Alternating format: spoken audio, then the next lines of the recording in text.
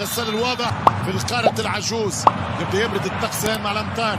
هذا ضد لاينتراخت. هي ردة فعل اللي ممكن جدا. مرموش هرب، مرموش يسجل، مرموش يسجل التعادل لفرانكفورت الغدار من اول وصول، من اول كرة، من اول ظهور. صياد بايرن ميونخ الفرعون المصري عمر مرموش على الروح لفريق فرانكفورت. الاخطاء سال تتقدم في نهائي مونديال القاعات. الكرة في الوسط، باش يكون على ذمة المنتخب التونسي في مواجهة دايش خطيرة جدا. يرجع مرموش يتباطر الثانية، والدفاع موجود لفرانكفورت. يخرج كونتر اتاك، مرموش هرب، مرموش يهرب، مرموش يحط كرة، فرصة والثاني، الهدف الثاني فرانكفورت. مرموش شعل فيهم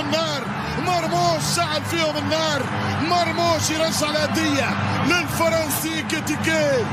يلعبوا على مرموش والكونتر اتاك، مرموش ممتاز مرموش وفي انذار. الان فريق البايرن ميونخ المضطر اتاك.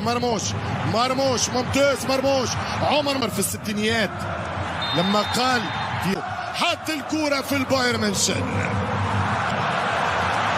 كبش الكرة مرموش داخل وهرب مرموش ويخرج النيار. مرموش كسرها، مرموش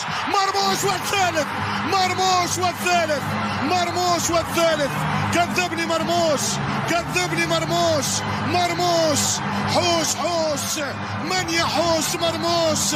3-3 مش ممكن. لاينتراخت فرانكفورت.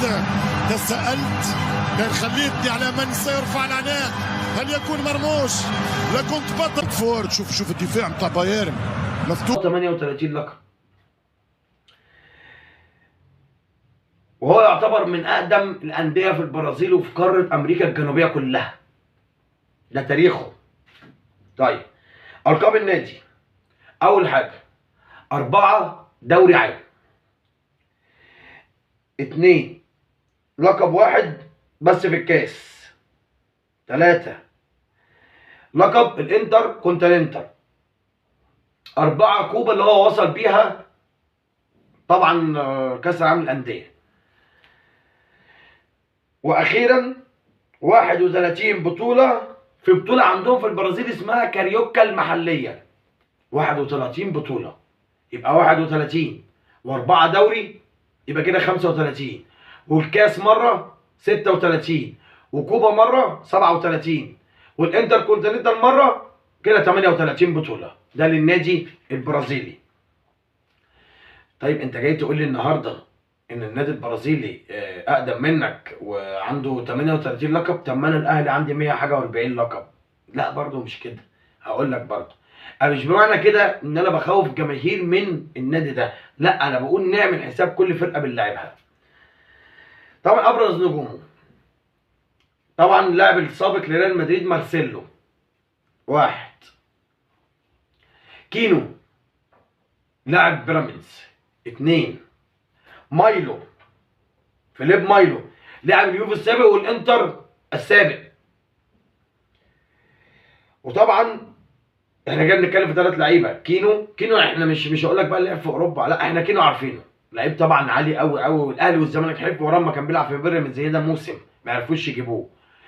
يبقى مارسيلو وكينو وفليب ميلو اللي هو لاعب اليوفي والانتر السابق، ويمتلك بقى عده مواهب، يعني عنده مواهب تقيله زي اندريا، ده لاعب وسط الملعب عنده 22 سنه، ده يبقى حديث العالم في الفتره الجايه. وعندك جانزو لاعب اشبيليه السابق، بيلعب برضه